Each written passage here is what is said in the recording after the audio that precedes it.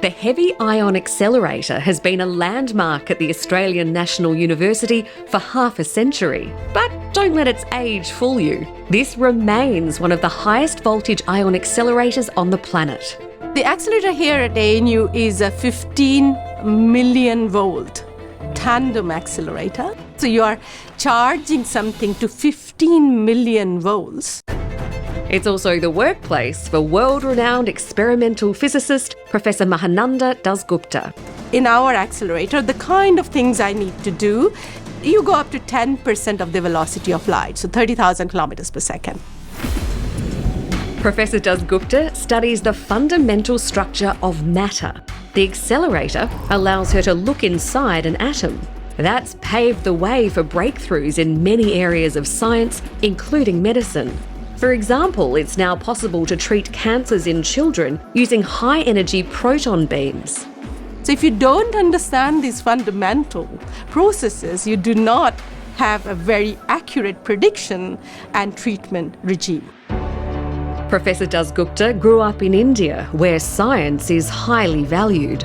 She remembers her parents and teachers often saying that science was the key to a brighter future. It was seen as it will transform the society and advance the nation. That was an early lesson for Dr. Surinder Singh as well. While still in high school, he was selected for India's National Science Talent Program. By nature, I'm a very curious person, and I was always asking questions as a kid. Science is a very good outlet to be curious. Curiosity has served him well as a chief research scientist at Australia's National Science Agency, CSIRO. In these Canberra greenhouses, Dr. Singh is modifying crops to produce valuable oils. His latest creation will provide a new sustainable source of omega-3. Basically what we've done is that we've taken the canola plant, modified it so that now it makes exactly the same oil that fish makes. That's right, it's fish oil without the fish. This is a vegetarian source of fish oils for people who can't eat fish, for example. This development will help ease the pressure on global fish stocks while avoiding heavy metal contamination from increasingly polluted waters. These types of omega-3 oils coming up from the canola crop will be totally pure. There's no chance of any pollutions. Sustainability is also at the heart of Professor Veena Sahajwala's work.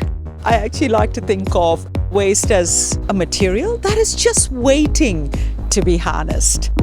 Professor Sahajwala leads the Centre for Sustainable Materials Research and Technology at UNSW Sydney. She's best known as an inventor who pioneered high-temperature transformation of waste into a new generation of green materials. Things such as green steel, which uses carbon extracted from old tyres to replace coal, or green ceramics made from old glass bottles and second-hand clothes. All kinds of products that can be harvested from waste resources are actually a pathway to shaping a sustainable future. Her vision for that sustainable future can be traced back to her childhood in Mumbai. It's one of those things that once it's in your DNA, it never leaves you. We were able to value every bit of material. Nothing was thrown away. Veena Sahajwala, Surinder Singh and Mahananda Dasgupta are all fellows of the Australian Academy of Science. And all three say their heritage helped drive their contributions to Australia and the rest of the world. I carry India with me at all times because of the fundamental principles and the outlook that India instilled in me.